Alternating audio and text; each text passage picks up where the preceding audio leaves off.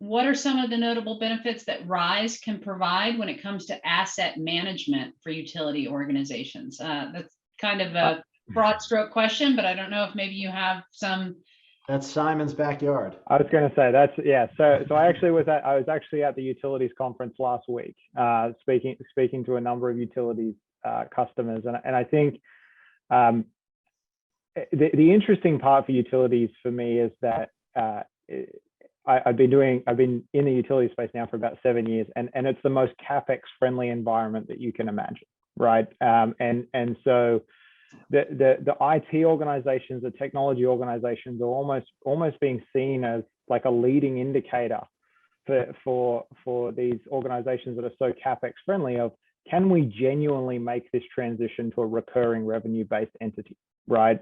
You know, what does the future look like for us? And largely it comes down to the fact that their ability to, you know, manipulate the rates and actually create how they draw revenue as a company is significantly more tied to their ability to depreciate CapEx spending than it is to OpEx budgets, right? That's just the way that most governments, local, state, federal, whatever it happens to be, have allowed them to price their services over the years.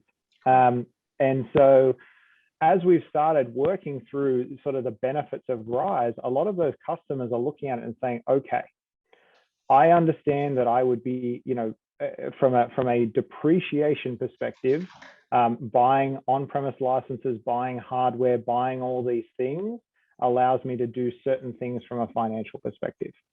What it doesn't allow me to do is actually take advantage of the things that I want to do from a cloud perspective. And so asset management is a perfect example. Utilities don't need Joe. They do not. They don't need Joe. He can be on mute. He can just stay on mute. I think it's probably best for everybody.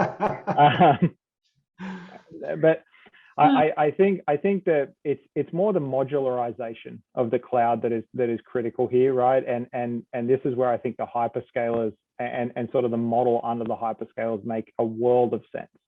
Is that we're not saying you have to do everything in the cloud on day one.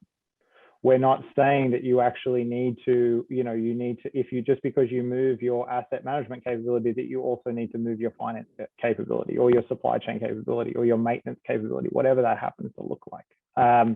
The idea behind RISE in the hyperscaler model is you take advantage of the systems as it makes sense. You innovate as it makes sense. You transform at your own pace. And as it relates to the asset management piece, if that's you know, sort of a specific security question, because obviously with the Colonial Pipeline and a few other things like that, we have had some interesting conversations recently around NERC data, how we would handle NERC data. We've had some interesting conversations around you know, where should your ERP be holding, you know, potentially you know, nuclear reactor designs.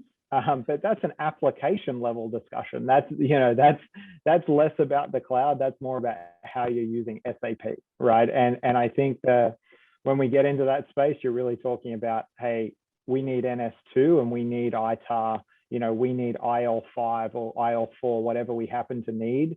That's when that discussion takes place.